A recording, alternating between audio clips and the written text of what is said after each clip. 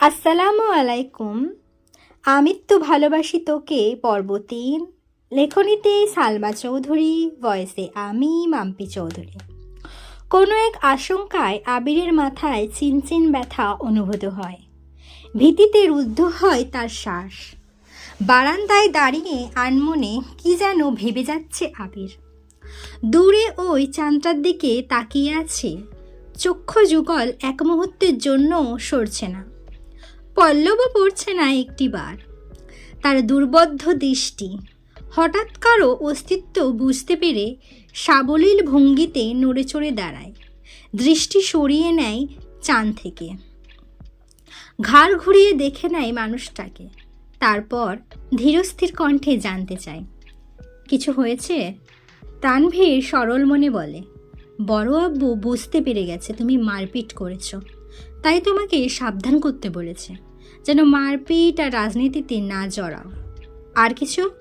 অবহেলায় প্রশ্নটা করলো আবির।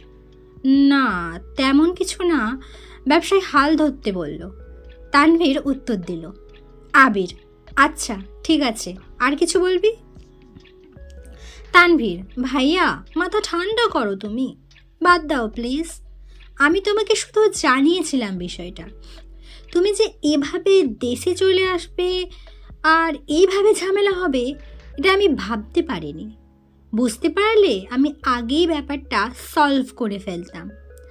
আবির, তুই আমায় বাদ দিতে বলছিস? বাহ।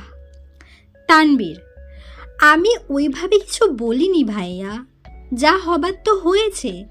তুমি যা করেছো এরপর আশা করি আর কিছু হবে না। তাই বলছিলাম ওইসব চিন্তা বাদ দিয়ে একটু রেস্ট নাও, অনেকটা জার্নি করে এসেছো। আবির, আচ্ছা তুই এখন যা। এরপর থেকে আমার ব্যাপারে তোকে যেন কেউ কিছু না বলে, এটা সবাইকে বলে দিস। এত বছর বাহিরে ছিলাম, এখন তো আমি বাড়িতে আছি, আর যা কথা সব যেন আমায় বলে সরাসরি। আর আগামীকাল 12টার আগে কেউ যেন আমাকে ডাকতে না আসে। তানভীর, আচ্ছা আসছি আমি। এতক্ষণে মেঘে ঢেকে গেছে চাঁদ। অসীম দূরত্বে তাকিয়ে কি যেন ভাবছে ছেলেটা। তারপর রুমে ঢুকে দরজা আটকে ব্যাগ থেকে একটা সিগারেট বের করে, বারান্দায় বসে সিগারেট জ্বালিয়ে ঠোঁটে ধরে। দৃষ্টি পড়ে দূরে গাছের পাতার ফাঁকে ল্যাম্পপোস্টের ক্ষুদ্র আলোর দিকে। তার নিচে 2-3টা কুকুর আপন মনে চিল্লাচিল্লি করছে। সিগারেট খাওয়াটা আবিরের নিত্যদিনের অভ্যাস না। যখন সে খুব রাগান্বিত বা চিন্তিত থাকে, বা যখন নিজেকে কন্ট্রোল করার সব শক্তি হারিয়ে ফেলে, তখন সিগারেটের ধোঁয়ায় মধ্যে নিজের কষ্ট, রাগ, চিন্তা আর অভিমানগুলোকে উড়িয়ে দেয়। সিগারেটে কয়েকটা টান দিয়ে সিগারেটটা ফেলে দেয়। তারপর টান টান হয়ে শুয়ে পড়ল নিজের বিছানায়। মাথার নিচে 2 হাত রেখে চোখ বুঝল। মেঘ খাবার খেয়ে রুমে এসে 2-3 ঘন্টা টানা পড়াশোনা করল। এইচএসসি পরীক্ষা শেষ হলো 1 মাসও হয়নি, কিন্তু পড়াশোনা যেন 3 গুণ বেড়ে গেছে। অ্যাডমিশন একটা মস্ত বড় যুদ্ধ, যার একমাত্র অস্ত্র হলো পড়াশোনা। তার সাথে অঙ্গাঅঙ্গিভাবে জড়িয়ে আছে ভাগ্য। এইচএসসির রেজাল্ট কবে দিবে ঠিক নেই, পাস করবে কিনা তাও জানা নেই, কিন্তু অনিশ্চিত ভবিষ্যতের জন্য প্রস্তুতি আগেভাগেই নিতে হচ্ছে। বয়সের তুলনায় মেয়েটা পড়াশোনায় একটু বেশি এগিয়ে গেছে। 18 বছর বয়সে পা দিল, সবেমাত্র 2 মাস হয়েছে। তার মধ্যে এইচএসসি পরীক্ষা শেষ। কয়েক মাস পরে সে স্নাতক শিক্ষার্থী হতে চলেছে। এভাবেই কেমন যেন নিজেকে বড় বড় মনে হয় মেঘের। পড়াশোনা শেষ করে নিজের বিছানায় শুয়েছে, হাতে তার নতুন মোবাইল। কিন্তু করবে কি সে? না আছে ফেসবুক, আর না আছে অন্য কোনো অ্যাকাউন্ট। ইউটিউবে ঢুকে কয়েকটা ভিডিও দেখে মোবাইল রেখে দেয়। শুয়ে ভাবতে লাগে আবির ভাইয়াকে ধন্যবাদ জানানো দরকার, কিন্তু সে তো ভয়ে দাঁড়াতেই পারবে না আবিরের সামনে। পুরনো স্মৃতিগুলো ভাবতে থাকে। মেঘ সবেমাত্র পঞ্চম শ্রেণীতে উঠেছিল। বয়সের গণ্ডি 9 থেকে 10-এর মাঝামাঝি। তখন মেঘের একটা বন্ধু হয়েছিল, নাম জয়। ছেলেটা স্কুলে নতুন এসেই বন্ধুত্ব করেছিল মেঘের সাথে। ছোটবেলা পিচ্চিদের বন্ধুত্ব যেমন ছিল, চকলেট শেয়ার করা, টিফিন শেয়ার করা, একসাথে খেলাধুলা করা। 1 সপ্তাহ হয়নি তাদের বন্ধুত্বের। 7 দিনের মাথায় আবির স্কুলে গিয়ে মেঘকে আর জয়কে একসাথে খেলতে দেখে। স্কুলের সবার মাঝখানে মেঘের গালে কয়েকটা থাপ্পড় বসিয়ে দিয়েছিল আর রাগান্বিত স্বরে বলেছিল, তোকে যদি আর কোনো দিন কোনো ছেলের সাথে কথা বলতে বা খেলতে দেখি তাহলে তোর খবর আছে। তারপর বোনকে টানতে টানতে বাড়িতে নিয়ে আসে। একটাবার বোনের দিকে তাকিয়েও দেখেনি। 2 গালে আবিরের 5 আঙুলের দাগ বসে গেছিল।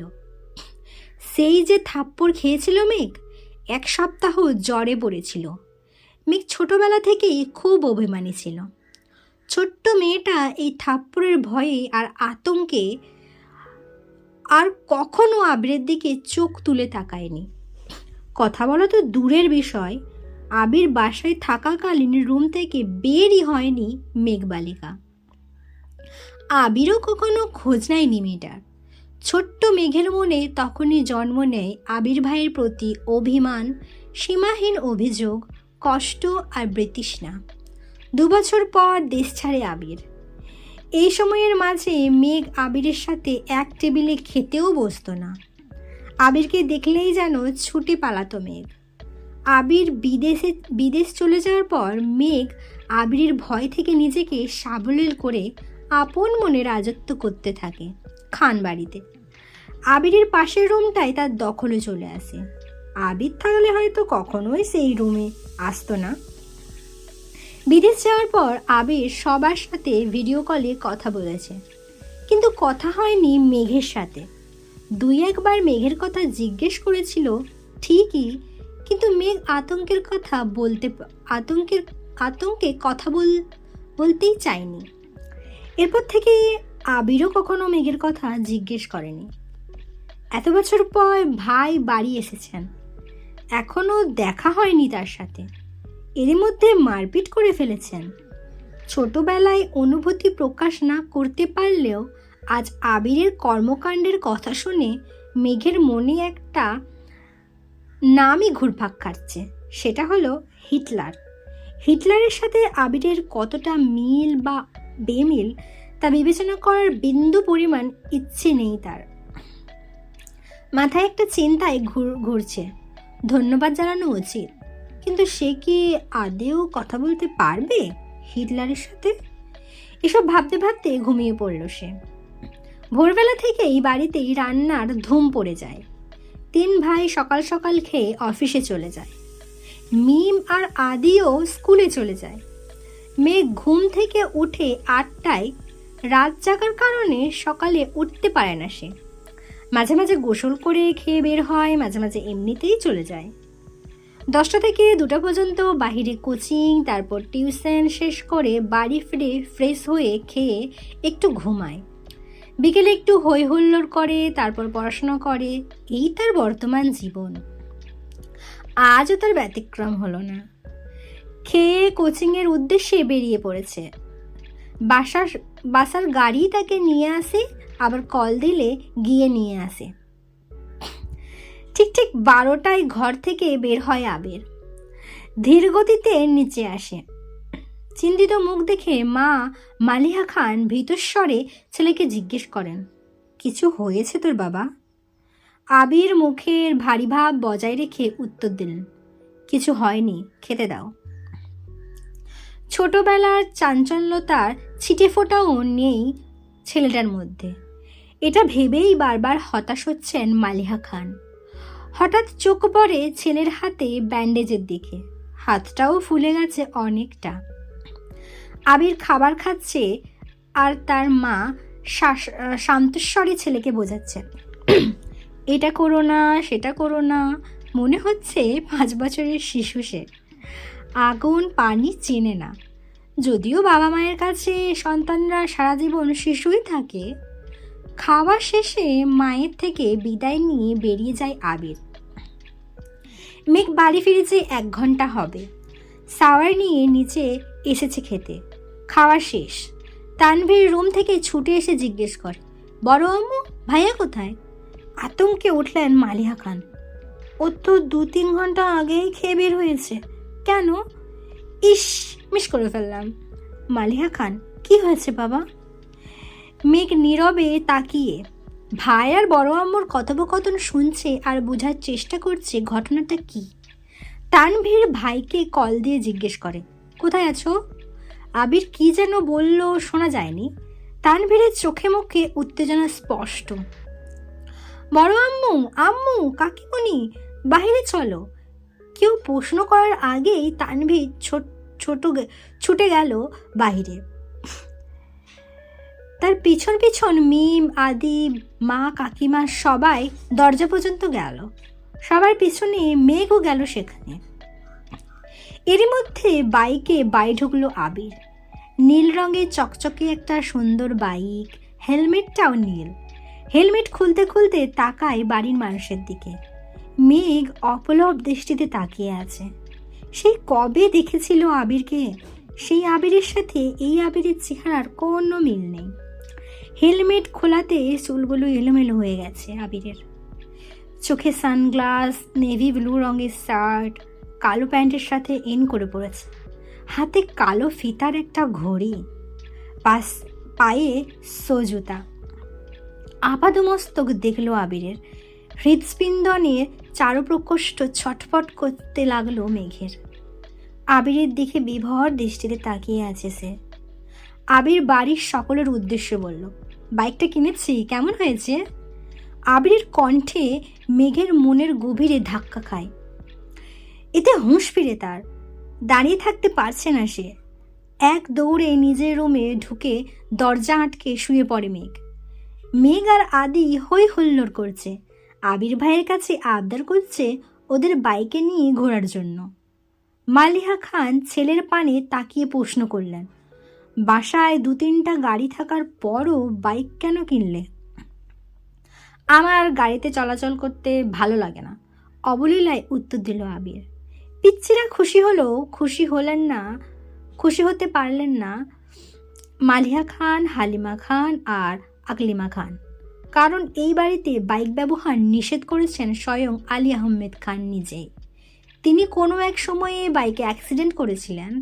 সেই থেকে বাইক কেনা বা বাইকে চলাচল নিষিদ্ধ করেছেন। ইকবাল খানের খুব ইচ্ছে ছিল বাইক কেনার, কিন্তু বড় ভাইয়ের নিষেধ অমান্য করার সাধ্য নেই, তাই কিনতে পারেননি। তানভীর খুব করে চাইছিল বাইক কিনতে। রাজনীতির সুবাদে অনেক জায়গায় চলাচল করতে হয়, বাইক থাকলে সুবিধা হয়। বাবা মোজাম্মেল খানকে বলেও ছিল সে, কিন্তু বাবার এক কথা, তোর বড় আব্বু বাইক পছন্দ করে না।